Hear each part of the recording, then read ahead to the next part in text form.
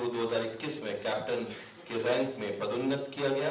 आप भारतीय जनता पार्टी के पूर्व राष्ट्रीय अध्यक्ष हैं और ये 3 कार्यकाल के लिए नियुक्त किए जाने वाले इकलौते राष्ट्रीय अध्यक्ष रहे हैं। मैं माननीय अनुराग ठाकुर जी से आग्रह करता हूं कि कृपया अपना संबोधन प्रारंभ करें। धन्यवाद आशीष भाई।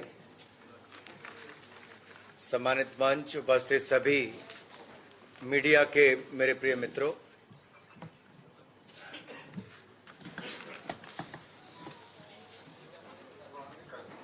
मैं ठीक है, अब ठीक आ रही है आवाज?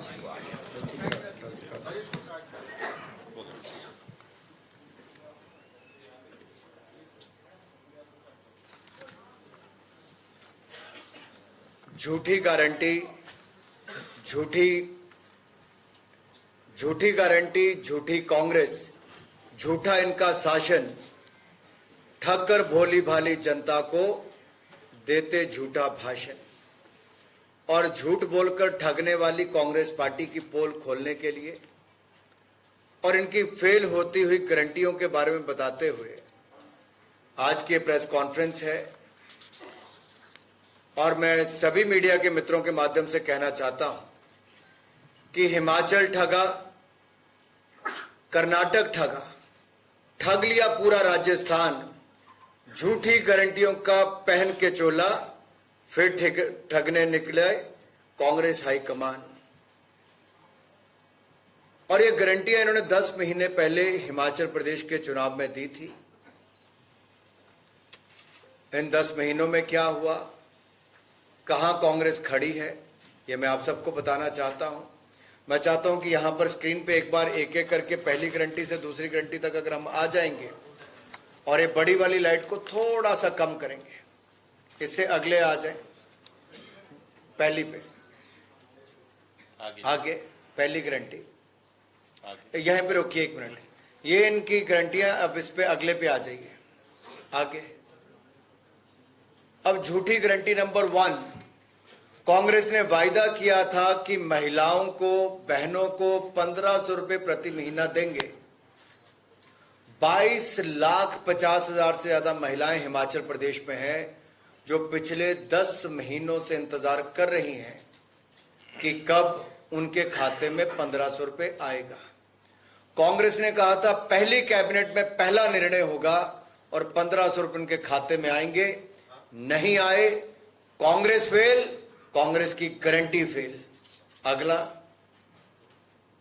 फिर कहा था कि 67,000 पद खाली है और 33,000 पद और हम भरेंगे और 1 लाख युवाओं को रोजगार देंगे। 1 लाख छोड़िए साहब, 1,000 लोगों को भी रोजगार नहीं दे पाए। कांग्रेस फेल, कांग्रेस की गारंटी फेल। आगे, कांग्रेस के नेताओं ने किसानों, बागवानों से क्या वायदा किया था? हिमाचल में कहा था 2 रुपए किलो गोबर खरीदेंगे और 100 रुपए लीटर दूध खरीदेंगे। लोग मुख्यमंत्री को ढूंढ रहे, हिमाचल में मिल नहीं रहे। ना गोबर 2 रुपए किलो खरीदा, ना 100 रुपए लीटर दूध खरीदा है। कांग्रेस फेल, कांग्रेस की गारंटी तीसरी भी फेल। फिर चौथा, कांग्रेस ने कहा था 300 यूनिट बिजली फ्री देंगे। अरे देनी तो क्या थी, जो पूर्व की भाजपा की सरकार ने 125 यूनिट फ्री दी थी, अब उसके भी बिल बढ़ा चढ़ाकर हिमाचल में आ रहे हैं। तो कांग्रेस की चौथी गारंटी भी फेल और कांग्रेस भी फेल। जिनकी खुद नहीं कोई गारंटी, वो गारंटियों का पुलंदा लिए घूम रहे मेरे भाई और बहनों बाकी राज्यों में। अब देखिए यहां पर 5वीं गारंटी, उन्होंने कहा था 680 करोड़ रुपया स्टार्टअप फंड का देंगे। 680 तो छोड़िए, 60 करोड़ भी मिल जाते तो बड़ी बात थी। युवाओं को छला भी और सड़क पे छोड़ा भी। कांग्रेस फेल, कांग्रेस की गारंटी नंबर 5 भी फेल। अब बागवानों की बात में अगर करूं तो बागवानों से कहा था कि आपके सेब की कीमत, फलों की कीमत आप खुद तय करेंगे। और आपने वीडियो वायरल होते देखे होंगे कि बागवानों को अपनी फसल नालों में, नदियों में फेंकनी पड़ी और किस तरह से उन्होंने अपनी कांग्रेस की सरकार को कोसा तो कांग्रेस की छठी गारंटी भी फेल और कांग्रेस भी फेल। और 48% से ज्यादा सामान वो लोकल मंडी में नहीं, ना ही उन्होंने स्वयं कीमतें तय की, वो प्रदेश के बाहर उनको स्वयं ढोकर ले जाना पड़ा। आगे गारंटी नंबर 7, ये कहा था मोबाइल क्लिनिक से हम हर गांव में मुफ्त इलाज की गारंटी देंगे। अरे हर इलाज को तो छोड़िए, इनके अपने राज्य से बाहर जाके इलाज करवा रहे हैं। स्वास्थ्य संस्थान बंद कर दिए गए, जो हमारे समय खोले गए थे उनको भी बंद कर दिया। नया देना तो दूर, गारंटी पूरी करनी तो दूर, यहां तो पहले वाली संस्थाओं को भी बंद कर दिया। स्वास्थ्य की हालत खराब है, हाफ रहा है स्वास्थ्य विभाग। तो कांग्रेस की गारंटी नंबर 7 भी फेल, कांग्रेस भी फेल। मेरे भाई और बहनों, ये मैं कहना चाहता हूं, झूठे दावे, झूठे वादे कांग्रेस के नहीं, नेक इरादे। और मैं कांग्रेस के नहीं, नेक इरादों की बात इसलिए कर रहा हूं क्योंकि झूठी कांग्रेस, झूठी गारंटी, कांग्रेस सबसे बड़ी ठग, जनता को ठग कर सत्ता में आई है। और इनकी गारंटियां पूरी तरह से फेल होती आपके सबके सामने आई है। मेरे भाई और बहनों, अगर आप देखेंगे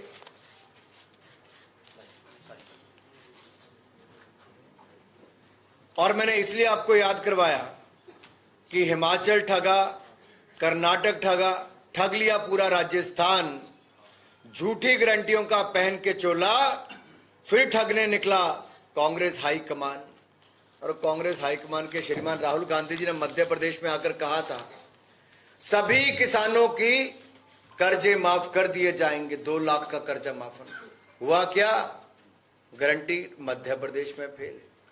कहा था 4,000 रुपया बेरोजगारी भत्ता देंगे, युवाओं को ठगा, मध्य प्रदेश की गारंटी फेल। छत्तीसगढ़ में कहा था 3,016 रुपये देंगे, गारंटी फेल, वहां पे भी। हर राज्य में इनकी गारंटियां फेल। यहां पर भी जो बाकी गारंटियां दी थी, चाहे खरीद की हो या फिर रोजगार की हो या फिर बेरोजगारी भत्ते की हो, कन्यादान देना तो दूर, जो भाजपा की सरकार का था वो भी बंद कर दिया। 51,000 रुपए का वायदा किया था, कुछ नहीं किया। मेरे भाई और बहनों, आप सबके सामने, मैं मीडिया के मित्रों के सामने एक बात तो जरूर कहना चाहता हूं कि तुलना तो आपको अवश्य करनी ही होगी। जहां एक और मैंने इनकी गारंटियां फेल होने की बात कही है, वहीं पर साथ लगते राजस्थान की अगर मैं बात करूं और मैं मध्य प्रदेश की तुलना करूं, एक और लाडली लक्ष्मी और लाडली बहना लाकर महिलाओं और बेटियों का मान सम्मान किया। मध्य प्रदेश में भाजपा शासन में महिलाओं का सम्मान, राजस्थान में महिलाओं का अपमान। राजस्थान में महिलाओं का तिरस्कार, मध्य प्रदेश में पुरस्कार। मध्य प्रदेश में महिलाओं को अधिकार, तो राजस्थान में अत्याचार। और अत्याचार राजस्थान में ऐसा हुआ क्योंकि साथ लगता राज्य है, 2 लाख अपराध के मामले दर्ज हुए, महिला अपराध के मामले दर्ज। देश में नंबर 1 महिला अपराध राजस्थान में, कांग्रेस की सरकार में। 35,000 दुष्कर्म की घटनाएं, हजारों बहनों को जिंदा जला दिया, मौत के घाट उतार दिया, जिसमें दलित, अनुसूचित जाति और जनजाति की महिलाएं हैं। कहीं पर बच्चों के सामने महिलाओं के साथ अपराध, बलात्कार की घटनाएं, कहीं पति के सामने बलात्कार अपराध की घटनाएं, उनको मौत के घाट उतार दिया। ये कांग्रेस की राजस्थान की सरकार में हुआ। मेरे भाई और बहनों, आज लोगों की जुबान पर है कि मध्य प्रदेश में लाडली बहना, कांग्रेस के राजस्थान में लुट गई बहना। ये अंतर साफ नजर आता है। और एक बात तो मैं जरूर कहूंगा कि जो गारंटियां देती फिर रही है कांग्रेस, वह कहते हैं हमारे पास दर्जनों गारंटी, पर गारंटर की क्या गारंटी है? राहुल गांधी गायब है। उन्होंने कहा था 10 दिन के अंदर, 10 दिन के अंदर कर्जे माफ होंगे, नहीं तो मुख्यमंत्री बदल देंगे। मैं आपसे पूछता हूं, 10 दिन के 10 महीने भी सरकार है, क्या बदला? ये तो कांग्रेसियों ने और जनता ने बदला उसके बाद। और एक बात मैं यहां पे युवा होने के नाते भी कहना चाहता हूं कि जो भारतीय जनता पार्टी की सरकार ने यहां पे किया है वो बहुत अलग है। सीखो कमाओ योजना, जिसको मुख्यमंत्री स्काई के नाम से भी जाना जाता है, ये अपने आप में युवाओं को अपने पांव पर खड़ा करने की योजना है, जहां पर युवा हाथ फैलाकर नहीं, जॉब मांगने वाले नहीं, जॉब देने वाले बनते हैं। और जॉब गिवर बनना जॉब सीकर से एक अपने आप में बहुत बड़ी बात है। और इसमें मध्य प्रदेश की योजना बहुत सफल भी हुई। और इसके साथ साथ अगर आप देखेंगे युवाओं के लिए बहुत सारी अन्य योजनाएं, जब मैं खेलों की बात करता हूं तो खेलो इंडिया यूथ गेम्स अगर आज तक का सबसे बड़ा और सबसे सफल आयोजन कहीं पर हुआ तो मध्य प्रदेश में हुआ। एक नहीं, 5-5, 6-6 जिलों में जाकर हुआ। मध्य प्रदेश ने रिकॉर्ड मेडल भी जीते। और आज अगर एक्वेस्टेरियन में, घुड़सवारी में और शूटिंग में अगर सबसे बड़े सेंटर और बेहतर सेंटर और आधुनिक सेंटर कहीं पर है तो मध्य प्रदेश में बने हैं। और यही नहीं, यहां पर लर्निंग एंड अर्निंग, ये दोनों के लिए स्काई योजना तो सफल हुई ही।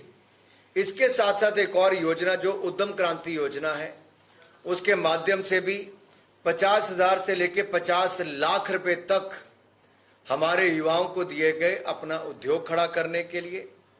स्किलिंग के लिए संत Ravidas global skill centre Singapore के साथ टाई अप करके 6,000 से ज्यादा युवाओं को प्रतिवर्ष यहां पर सिखाने की योजना है। मध्य प्रदेश में 1 लाख से अधिक पदों पर सरकारी नौकरियां देने का काम, यह भी अभियान तेजी के साथ चलाया गया। यही नहीं, युवाओं को स्वावलंबी विकास के लिए 3 लाख लोगों को 1800 करोड़ रुपए लगभग प्रतिमाह इस तरह से ऋण वितरण करने का कार्य भी किया गया, जिससे वो अपने काम धंधे शुरू कर सकें और आगे बढ़ सकें। मित्रों, जहां एक और हमने जो कहा नहीं, भाजपा ने वो भी करके दिखाया जो कहा नहीं था। लेकिन कांग्रेस ने जो गारंटियां दी थी वो भी फेल हो गई, उसी तरह जैसे कांग्रेस फेल हुई। एक उदाहरण मैं आप सबके सामने रखना चाहता हूं और आपको याद भी करवाना चाहता हूं। हर पंचायत में गौशाला खोलने की बात कही थी, खोली क्या? डीजल पेट्रोल पर छूट देने की बात कही थी, छूट तो क्या देनी थी, टैक्स बढ़ाने का काम किया था। दूध पर 5 रुपए प्रति लीटर बोनस देने की बात कही थी, दिया क्या? नहीं दिया कांग्रेस ने। यही नहीं, आपने लाखों युवाओं को रोजगार से लेके पेंशन तक देने की बात कही, किया क्या? नहीं दिया। ऐसी अनेकों हैं कि बिजली का बिल माफ और हाफ करने का कुछ नहीं किया जी। इनकी पहली गारंटियां भी फेल हुई थी। यही नहीं, कर्नाटक और हिमाचल प्रदेश में भी फेल हो गई। अब मैं एक आपके सामने जो बात रख रहा हूं उसमें गारंटियां फेल होने के साथ साथ बेघरों को घर बनाने के लिए 2.5 लाख रुपए देने का वायदा किया था, यह भी गारंटी कांग्रेस की फेल हुई। और आशीष जी से मैं पूछ रहा था, मैंने कहा आशीष जी यहां पर तो बड़े बड़े वायदे कर रहे हैं, हिमाचल में तो 1500 रुपए दिए नहीं, अब यहां किस मुंह को लेकर आए? और मैं तुलना करके बताया मीडिया के मित्रों को, जो कांग्रेस ने आज से 5 साल पहले मध्य प्रदेश में राहुल गांधी की गारंटी थी वो फेल हो गई। हिमाचल प्रदेश, कर्नाटक में राहुल गांधी की गारंटी थी वो फेल हो गई। जिस तरह से राहुल गांधी जी फेल हुए, कांग्रेस पार्टी फेल हुई, वैसे कांग्रेस की गारंटियां फेल हुई। अब क्या मुंह लेके कांग्रेस यहां पर वापस आ रही, कौन सी गारंटियां देने जा रही है? दूसरी ओर जो कल प्रधानमंत्री जी ने अपनी चुनावी सभा में कहा, मित्रों मैं इसका गवाह हूं, साक्षी हूं। कोविड का समय देश और दुनिया के लिए बहुत संकट भरा था, और जब आप सब लोग लॉकडाउन में, मीडिया के मित्र तो फिर भी सड़कों पर थे, देश जब लॉकडाउन के अंतर्गत था तो प्रधानमंत्री जी ने जब बैठक बुलाई हम गिने चुने मंत्रियों की, मैं उसमें वित्त राज्य मंत्री था, प्रधानमंत्री जी ने पहली चिंता क्या की कि मेरे देश के गरीब और जरूरतमंद का अन्न की कमी नहीं आनी चाहिए। पहली मांग प्रधानमंत्री जी की थी किसी गरीब का चूल्हा बंद नहीं होना चाहिए, किसी गरीब की थाली में अनाज की कमी नहीं होनी चाहिए। और 140 करोड़ की आबादी के देश में 80 करोड़ लोगों को 30 महीने तक डबल राशन देने का काम अगर दुनिया में किसी सरकार ने किया तो प्रधानमंत्री नरेंद्र मोदी के नेतृत्व में भारत सरकार ने किया। उस गरीबों के लिए, जरूरतमंदों के लिए, इन 80 करोड़ भारतीयों के लिए अगले 5 साल की गारंटी भी नरेंद्र मोदी जी ने दे दी। लेकिन साथ लगते छत्तीसगढ़ में आपदा में मिले अनाज में भी 9500 करोड़ रुपए का घपला कैसे होता है और महादेव ऐप से 500 करोड़ रुपया कैसे ठगी के मारे भ्रष्टाचार का पैसा वहां के नेताओं को, कांग्रेस के नेताओं को, भूपेश बघेल जी को, मुख्यमंत्री जी को जाता है। छत्तीसगढ़ में तो प्रचलित है भ्रष्टाचार करो, भूपे करो, उनको पेमेंट करो और आगे बढ़ जाओ। ज्यादा समय नहीं लूंगा क्योंकि आपके अपने भी सवाल होंगे, इसलिए मुझे इतना ही कहना था। कांग्रेस भी फेल, कांग्रेस की गारंटियां भी फेल हुई हैं। राजीव जी पूछिए। जी बैठिए बैठिए बैठिए, बैठ के पूछ लीजिए।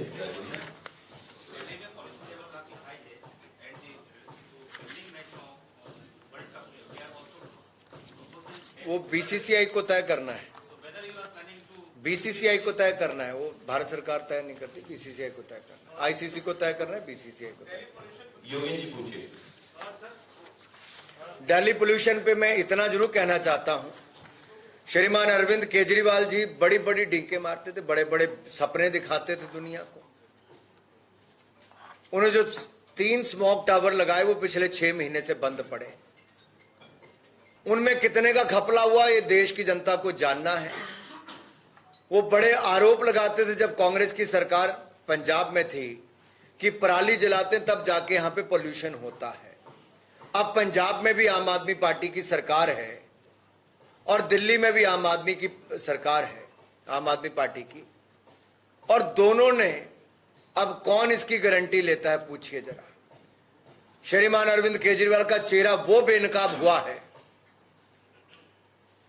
कि ये झूठ बोलकर जो राजनीति करते थे आज पूरी दिल्ली को एक गैस चैम्बर में बदल दिया है जहां पर सांस लेना भी मुश्किल हो गया है। योगेन जी पूछिए। सर, आपने गरीब कल्याण योजना की जो कल पीएम ने उसको 5 साल और एक्सटेंड करने की बात कही, तो आपने कुछ का जिक्र किया। जयराम रमेश ने ट्वीट करके ये बोला है कि फूड सिक्योरिटी एक्ट के तहत ये ऑलरेडी प्लांट है और इसके पीएम लोगों को गुमराह कर रहे हैं।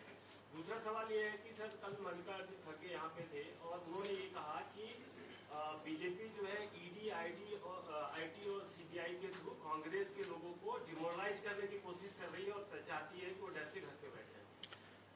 जांच एजेंसियां स्वतंत्र हैं और भ्रष्टाचार के गंभीर आरोपों और सबूतों के चलते कांग्रेस पार्टी कटघरे में है, कांग्रेस के मुख्यमंत्री, इनके नेता कटघरे में है।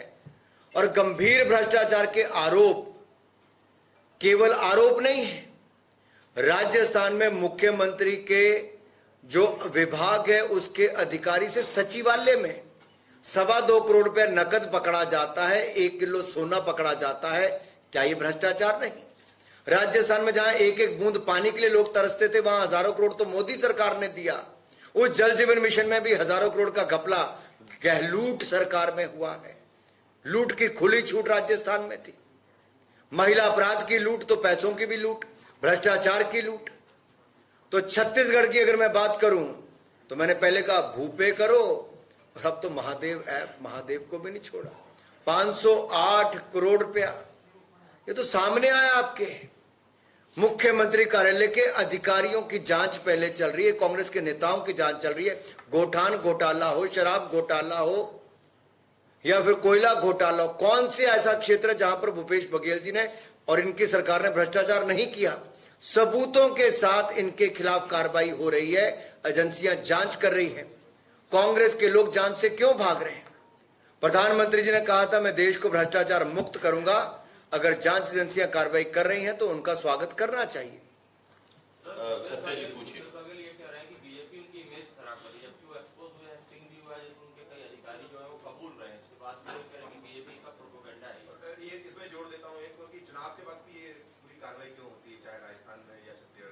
मैं आपसे पूछता हूं कि पिछले 1-2 सालों में मैंने आपको बताया, कोयला घोटाला हो, शराब घोटाला हो, गोठान घोटाला हो, क्या इसकी जांच पिछले 1-1.5 साल से नहीं चल रही? तो क्या जांच बंद कर देनी चाहिए चुनाव चलने के नाते? अगर देश चाहता है कि भ्रष्टाचार मुक्त होना है तो भूपेश बघेल जी जैसे भ्रष्ट नेताओं के खिलाफ कड़ी कार्रवाई भी होनी चाहिए और जांच भी जल्दी होनी चाहिए। हेमंत जी पूछिए। अरे जो सट्टे के रास्ते सत्ता पाना चाहते हो, सट्टे के रास्ते सत्ता पाना चाहते हो, वो सत्य से बहुत परे है। क्वेश्चन की लिंक वही है कि भाजपा शासित राज्यों में ईडी छापा क्यों नहीं पड़ता, इनकम टैक्स का छापा क्यों नहीं पड़ता? सब जगह पड़ते हैं भाई साहब। इनकम टैक्स कहीं पूछ कर नहीं जाते, जांच एजेंसियां बिल्कुल स्वतंत्र हैं। और बात यह है कि आज अब घोटाला कांग्रेस करेगी तो कांग्रेस के जाएंगे ना। अब मैं आपको एक उदाहरण देता हूं। श्रीमान अरविंद केजरीवाल जी ईमानदारी का सर्टिफिकेट देते थे सत्येंद्र जैन जी को, साल से ऊपर जेल में रहे कि नहीं रहे? ईमानदारी का सर्टिफिकेट देते थे मनीष सिसोदिया जी को, जेल में है कि नहीं है? ईमानदारी का सर्टिफिकेट देते संजय सिंह को, जेल में है कि नहीं है? वो लोअर कोर्ट से लेके हाई कोर्ट से लेके सुप्रीम कोर्ट तक गए और भ्रष्टाचार के नाते उन पे वहां पर पूरी सारे सबूतों के साथ, मनी ट्रेल के साथ जानकारी दी जाती है। और अगर ये जो कभी कांग्रेस के भ्रष्टाचार के खिलाफ बात करके सत्ता में आए थे, आज भ्रष्टाचार के दलदल में अरविंद केजरीवाल भी और कांग्रेस पार्टी भी धसी हुई पाई जा रही। आपकी इच्छा भी पूरी हो। प्रमोद जी सर, आप युवा मामलों के मंत्री भी हैं। मध्य प्रदेश में बड़ी संख्या है युवा वोटर्स की। क्यों बीजेपी आश्वस्त है कि युवा इस बार बीजेपी के साथ आएंगे? युवा क्यों भाजपा के साथ आएंगे, इसके मैं आपको 2-3 कारण बताना चाहता हूं। आज युवा को यह लगता है कि अगर अमृत काल में भारत एक नई छलांग लगा रहा है, दुनिया का नया विश्वास भारत और भारत के नेतृत्व में पैदा हो रहा है, तो जो उम्मीद दुनिया को भारत से है, वही भारत के युवाओं भी अपना कर्तव्य पालन करते हुए भारत को विकसित देश बनाने के लिए संकल्प है। और ये संकल्प लेकर मध्य प्रदेश का युवा भी निकल पड़ा है। चाहे वो सीखो कमाओ योजना हो, उद्यम योजना हो या अन्य योजनाओं के माध्यम से हो, वो लर्निंग एंड अर्निंग की दिशा में भी बढ़ा है। और ये राज्य कभी बीमारू था, आज बहुत आगे बढ़ा है पिछले 18-20 वर्षों में भाजपा के शासनकाल में। युवा रुकने नहीं देना चाहता। युवा को पता है एक बार ब्रेक लग जाती है तो फिर जैसे गाड़ी 5वें गियर से ब्रेक मारो तो फिर वापस रफ्तार पकड़ते समय लगता है। अब लोग मध्य प्रदेश को रुकने नहीं देंगे, भाजपा के साथ तेजी के साथ आगे बढ़ाएंगे। उसमें युवाओं का बहुत बड़ा योगदान। प्रमोद जी पूछिए। सर, बीजेपी के सीनियर विधायक है इंदौर से प्रत्याशी अमाली गौड़, वो कह रही है कि जो वंदे मातरम बोलते हैं वही मुझे वोट दें, जो वंदे मातरम नहीं बोलते उनसे मेरा बैर है और मैं वहाँ वोट मांगने भी नहीं जाती। मैं व्यक्तिगत टिप्पणियों पे मैं अपने बयान वंदे मातरम, बस ठीक है। वंदे मातरम तो हम सबको ही बोलना चाहिए। पूछिए आप पूछिए। सर, अभी पीएम गरीब कल्याण योजना और फूड सिक्योरिटी एक्ट के तहत जो प्रधानमंत्री जी ने कहा, जयराम रमेश ने ट्वीट किया, सवाल उनसे जुड़ा हुआ है, तो क्या ये अलग अलग है, डिफरेंट है कि एक ही है? बात यह है कि कांग्रेस गारंटी देके फेल होती है और उनकी गारंटियां भी फेल होती हैं। कांग्रेस तो 60 साल से कह रही थी, पंडित नेहरू के समय से, गरीबी हटाओ। इंदिरा गांधी आई, गरीबी हटाओ। राजीव गांधी आए, गरीबी हटाओ। फिर सोनिया गांधी जी आए, गरीबी हटाओ। राहुल गांधी है, गरीबी हटाओ। प्रियंका गांधी है, गरीबी हटाओ। ये नारे ही देते हैं, करते नहीं है। लेकिन मोदी सरकार आई तो पिछले 5 वर्षों में 13.5 करोड़ गरीब गरीबी रेखा से बाहर निकल कर आए। 4 करोड़ पक्के मकान बनाकर गरीबों को दिए। मध्य प्रदेश एक बहुत बड़ा उदाहरण है, लाखों घर वहां बनाकर दिए गए। 12 करोड़ शौचालय बनाकर दिए। इंदिरा जी से लेकर सोनिया गांधी जी तक थी, ना शौचालय बनवाकर दिए, ना पक्के मकान महिलाओं को बनाकर दिए, ना रसोई गैस का सिलेंडर दिया, ना घर तक जल पहुंचाया। मैं पूरी ईमानदारी के साथ कहता हूं और गर्व के साथ कहता हूं, गरीब मां का बेटा नरेंद्र मोदी जी आए तो 4 करोड़ पक्के मकान, 12 करोड़ शौचालय, 13 करोड़ घरों को नल से जल, 9 करोड़ 60 लाख बहनों को उज्ज्वला गैस सिलेंडर की योजना, 60 करोड़ लोगों को 5 लाख का इलाज बिल्कुल मुफ्त, हर घर को बिजली देना, स्वाभिमान का जीने का अवसर दिया है। तो नरेंद्र मोदी जी की सरकार में महिला आज उसको इज्जत घर इसलिए कहती हैं क्योंकि जो अपराध की घटनाएं महिलाओं के साथ होती थी उसमें शौचालय का ना होना, पानी का घर तक ना आना या लकड़ी लेने के लिए जंगल जाना, ये भी बहुत बड़े कारण रहते थे। लेकिन आज वो सुविधाएं नरेंद्र मोदी जी की सरकार ने दी हैं। ये तो गारंटी देने वाले और कहने वाले, किया कुछ नहीं इन्होंने, किया होता तो हमें क्यों करना पड़ता। नीरज जी पूछिए। नीरज जी, ये डायस ऑलमोस्ट यूथ है। इस डायस में आपने सरकार और पार्टी में यूथ का प्रतिनिधित्व किया है। अब मध्य प्रदेश को क्या मिलने जा रहा है यूथ को? मध्य प्रदेश के यूथ को मिलने क्या है? मध्य प्रदेश के जी, मोदी जी के पंच प्रण में अगर आप देखेंगे तो वहां कहा गया है, 5वां प्रण क्या है? हर नागरिक को कर्तव्य पालन करना है। पहला प्रण विकसित देश बनाने के लिए। तो एक ईमानदार सरकार मिलने वाली है और हर नागरिक को अपना कर्तव्य पालन करते हुए एक ईमानदार सरकार बनानी है। और मोदी जी ने कहा कि अगले 25 साल में हम देश में विकसित राष्ट्र बनाएंगे। और ये बहुत बड़ी बात है कि आज भारत ये सपना देख रहा है कि हम विकसित देश बनाएंगे और दुनिया मान रही, क्योंकि 10वें नंबर की अर्थव्यवस्था से 5वें नंबर की अर्थव्यवस्था भारत बना। इसमें मध्य प्रदेश का बहुत बड़ा योगदान है, क्योंकि यहां जब से भाजपा की सरकार आई मध्य प्रदेश की गति बढ़ी। अब बीमारू नहीं कहा जाता, अब आगे बढ़ने वाला राज्य कहा जाता है, उम्मीद के साथ देखा जाता है। कभी 7 लाख हेक्टेयर भी आपकी भूमि सिंचाई योग्य नहीं थी, आज 47 लाख हेक्टेयर है। कभी 2% भी आपकी कृषि विकास दर नहीं थी, आज 18% से ज्यादा है। कभी आपकी जीडीपी 0.11% रहती थी, आज कहां पहुंची है। तो मध्य प्रदेश के युवाओं को तो आज नेतृत्व करना है। आज वो मांगने वाले नहीं, आज वो देने वाले हैं विकसित राष्ट्र बनाकर। सातंदर जी पूछिए।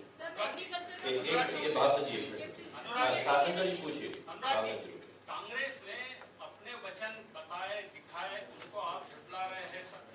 आज चुनाव को 10 दिन बचे, लेकिन बीजेपी का मध्य प्रदेश को लेकर विजन डॉक्यूमेंट अभी तक नहीं आया। आप क्या जनता के बीच रख रहे हैं वो अभी तक नहीं।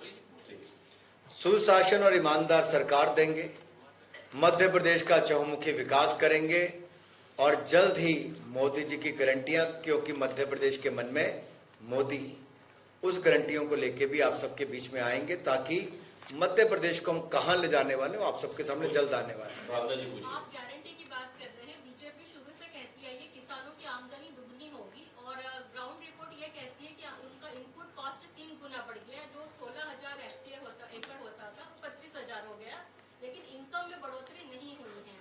इसी में एक मेरा जोड़ देता हूं, आप गारंटी बेरोजगारी और महंगाई दूर करने की गारंटी आप कब देंगे? बहुत अच्छा दोनों सवाल। मैं पहले बहन जी आपके सवाल का उत्तर देता हूं। दुनिया भर में खाद के दाम 3 गुना बढ़े, 3 गुना। हमने हिंदुस्तान में खाद के दाम नहीं बढ़ने दिए। मोदी सरकार ने पिछले साल 2,54,000 करोड़ रुपए यूरिया की सब्सिडी दी, किसान पे बोझ नहीं पड़ा। डीजल के दाम हमने एक बार नहीं, पेट्रोल डीजल के दाम कम से कम 2 से 3 बार कम किए, केंद्रीय टैक्सों में कमी करके। लेकिन कांग्रेस शासित राज्यों में वो भी बढ़ाए गए। खरीद में हमने एमएसपी का फॉर्मूला लागत प्लस 50% लागू करके 1.5 गुना ज्यादा दिया। अधिकतर फसलों पे 70% से 80% तक भी बढ़ोतरी हुई, दलहन तिलहन से लेके बाकी पर। अब खरीद को भी हमने दुगने से ज्यादा किया है और ये आंकड़े सबके सामने हैं, ये कोई छिपा हुआ आंकड़ा नहीं, भारत सरकार के बजट में ही है। तो साफ तौर पे नजर आता है कि मोदी सरकार ने स्वामीनाथन कमेटी रिपोर्ट को लागू भी किया, बढ़ती हुई कीमतें भी दी और बढ़ते हुए एमएसपी के दाम भी दिए, बढ़ाकर दिए। और जो खाद के दाम दुनिया भर में बढ़े उसका प्रभाव देश में नहीं पड़ने दिया, यहां पे सब्सिडी दी है और खाद की कमी भी नहीं आने दी। 2 जगह युद्ध जैसी स्थितियां उसके बावजूद नहीं आने दी। और जहां तक रोजगार स्वरोजगार की बात है, अगर आप मुद्रा योजना देखेंगे तो 43 करोड़ लोन देने, 34 लाख करोड़ रुपए उसके माध्यम से दिया। अगर आप ऑर्गेनाइज सेक्टर में, फॉर्मल सेक्टर में जॉब्स देखेंगे तो अभी जो ईपीएफओ का आंकड़े भी आए और जो सरकारी से लेके अन्य एजेंसियों के आंकड़े आए, उसमें भी देखा गया कि करोड़ों लोगों की वृद्धि हुई है फॉर्मल सेक्टर में, जिनको रोजगार मिला है, ऑर्गेनाइज सेक्टर में जो अनऑर्गेनाइज से निकल कर आया। तो स्वरोजगार और रोजगार के अवसर भी बढ़े और ऑर्गेनाइज सेक्टर में भी रोजगार ज्यादा बढ़े। और आज तक का जो अनएम्प्लॉयमेंट रेट है वो सबसे कम दिशा की ओर है। खालिस्तान पे बैठ के जो कनाडा में बैठ के खालिस्तानी नेता है वो धमकी दे रहे हैं कि एयर इंडिया के फ्लाइट में 19 नवंबर को ना बैठे थे, लेकिन कैनेडियन गवर्नमेंट कुछ नहीं बोल रही इसको लेकर के। क्या दोहरा रवैया नहीं है? अगर किसी देश की सरकार आतंकवादी सोच के लोगों को पनाह देती है तो उनको पाकिस्तान का हाल देख लेना चाहिए। आज पाकिस्तान का क्या हाल है। वो अपने घर में आतंकवाद को बढ़ावा देने का एक तरह से न्योता दे रहे हैं। और दूसरा मैं कह दूं, ये गीदड़ धमकियों से भारत डरने वाला नहीं है। एक समय था जब भारत में बम धमाके होते थे, 26/11 बाकी हो, तो उस समय की सरकारें दुनिया में गुहार लगाती थी बचा लो बचा लो। लेकिन आज अंतर इतना है कि जहां से आतंकवादी घुसपैठ करते ना, आज वो दुहाई देते फिरते कि बचा लो मोदी सरकार रगड़ रही है। सर मेरा ये प्रश्न है कि भाजपा हमेशा कहती है भाजपा डबल इंजन, कांग्रेस के पास तो ट्रिपल इंजन है।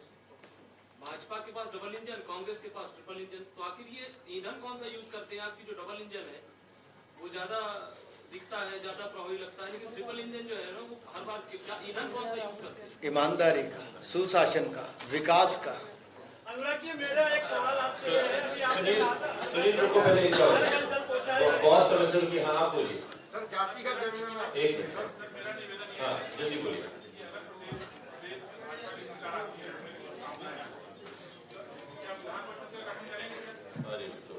चलिए साहब आगे।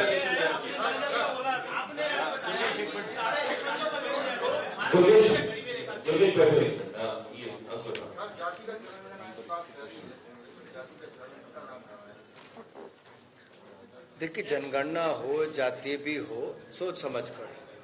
चलिए सुनील पूछिए। अनुराग जी, आपने एक बहुत अच्छी बात कही कि हर घर जल हर घर नल, लेकिन भोपाल शहर में कई कॉलोनी है जहाँ पर महीने 5,000 रुपए टैंकर को दे रहे हैं पानी। तो क्या आप एक प्लान है? वहां भी जल्द पहुंचेगा। हाँ, लोकल इश्यूज पे बात करते हैं। 2002 इसको नहीं अच्छा है, वहां भी 2025 से पहले पूरे देश में पहुंचना है। तो पूछो। सर, आपने भी बताया कि भारत में 43 करोड़ लोग गरीबी रेखा से बाहर आए। 13 करोड़ 13.5 करोड़ 13.5 करोड़ आंकड़ों के मुताबिक करीब 22.5 करोड़ अभी गरीबी रेखा में रह रहे हैं। भाई साहब, मैं ये कह रहा हूँ, मेरा आंकड़ा नहीं, ये नीति आयोग से लेके वर्ल्ड बैंक, IMF के सबके आंकड़े हैं कि 5 सालों में 13.5 करोड़ गरीब गरीबी रेखा से बाहर भारत में आए। इसके पीछे मोदी सरकार की योजना के कारण है। और योजना मोदी सरकार की कोविड से लेके पिछले 9 साल की जो है, उसने भारत को दुनिया की 10वें नंबर की अर्थव्यवस्था से दुनिया की 5वीं सबसे बड़ी अर्थव्यवस्था बना दिया और अगले 3 वर्षों में तीसरी सबसे बड़ी अर्थव्यवस्था बना देगा।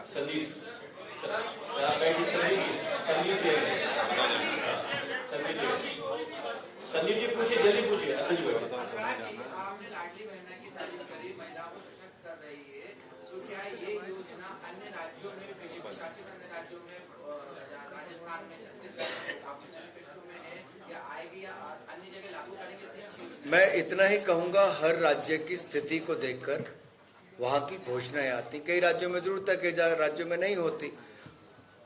अब हर राज्य में एक तरह की ना घोषणाएं की जाती हैं और हर राज्य का अपना अपना संकल्प पत्र